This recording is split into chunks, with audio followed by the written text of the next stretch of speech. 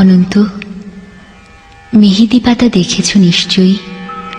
ওপরে সবুজ, ভেতরে রক্তাক্ত ক্ষত বিক্ষত। নিজেকে আজকাল বড় বেশি মেহেদি পাতার মতো মনে হয় কেন? ওপরে আমি, অথচ ভেতরে কষ্টের, যন্ত্রণার এমন সব বড় বড় গর্ত যে তার সামনে দাঁড়াতে নিজেরই ভয় হয়। অনন্ত, তুমি কেমন আছো? বিরক্ত হচ্ছ না তো? ভালোবাসা যে মানুষকে অসহায় করে তুলতে পারে, সেদিন তোমায় দেখার আগ পর্যন্ত আমার জানা ছিল না।